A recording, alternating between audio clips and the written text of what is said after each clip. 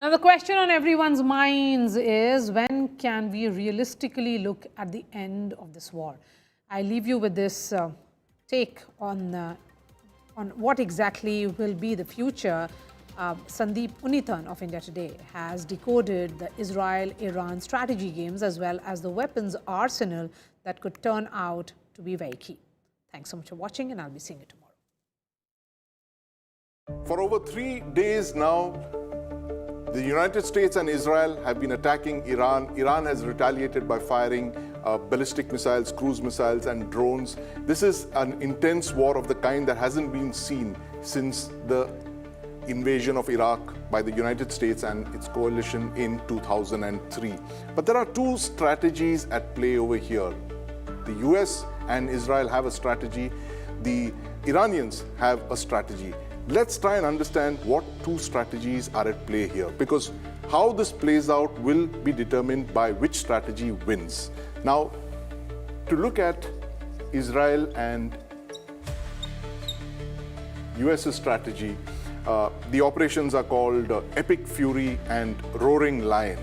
The primary objectives seem to be regime change through decapitation strikes, which means you kill a number of regime leaders to force a change in the regime. They've killed Supreme Leader Ayatollah Khamenei on the first day of the attacks.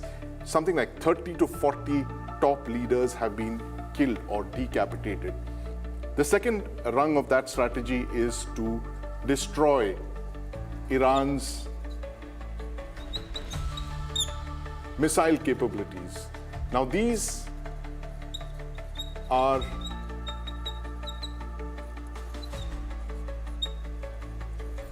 the most potent weapons in Iran's arsenal. Iran does not have a powerful Navy, Army, or Air Force, but it has an extremely competent ballistic missile force controlled directly by the Iranian Revolutionary. It has a very powerful drone, ballistic missile, and cruise missile arsenal controlled directly by the IRGC, that's the Islamic Revolutionary Guards Council. The third rung of the US-Israel strategy is to degrade Iran's military capacity. Now, this involves attacks on Iranian targets like warships, conventional targets, warships, fighter jets, conventional war targets. But the primary focus of the US and Iranian the primary focus of the Israel-US strategy is decapitation, to kill enough leaders to effect change in regime, to destroy Iran's missile and drone capabilities, destroy and degrade their capacity to launch drone and missile attacks into West Asia. Now, Iran has responded to these strategies by focusing on regime continuity. And they've done that by identifying several leaders who can take over from assassinated leaders. So even if you've knocked out 30 or 40 leaders, including Supreme Leader Ayatollah Khamenei, there will be a regime continuity simply because they have identified designated successors for each official that's killed. That's one of the reasons that they are able to continue fighting.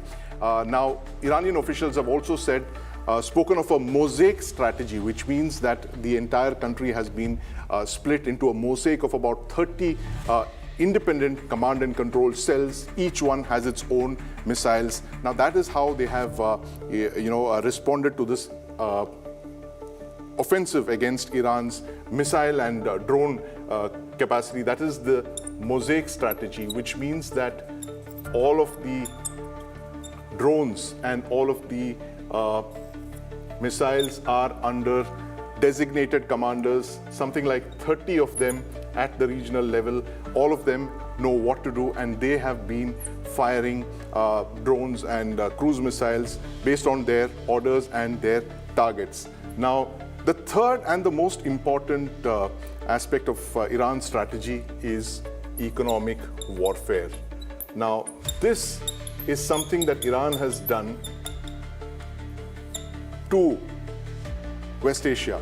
They have expanded their attacks across West Asia. They have targeted something like 8 countries in the region. They have struck at the 6 Gulf Cooperative Council sheikdoms, the 6, which means Saudi Arabia, Bahrain, Qatar, Kuwait, the UAE and Oman. It's targeted these 6 countries, Jordan, and as far as Cyprus as well. So it's like 8 of the countries in West Asia and targets in Cyprus. And the most important aspect of this, the aspect of this strategy has been to wage economic warfare by targeting the very visible symbols of these Gulf monarchies, which is their hotels, their airports, in some cases refineries as well. So while they have used the Mosaic strategy to target the military bases of the US in the region, the US has multiple bases across West Asia. They have targeted those using drones and missiles.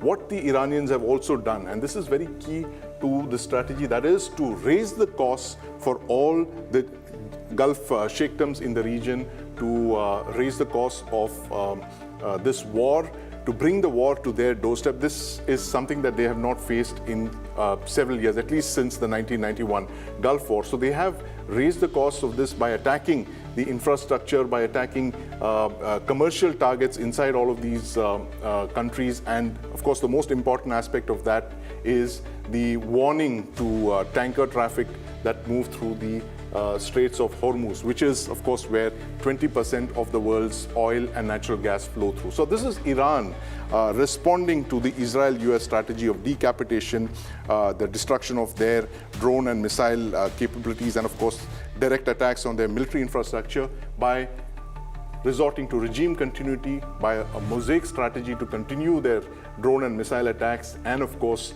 economic warfare, targeting a range of countries in the region to trigger off economic crisis over there and bring up pressure on the US and Israel to cease and desist their operations. It remains to be seen which side will actually prevail in their strategy, because the conduct of these operations is going to be decided by which strategy prevails. Will it be the Israel-US strategy or will it be Iran's strategy? This is going to literally decide how this war is going to play out in West Asia.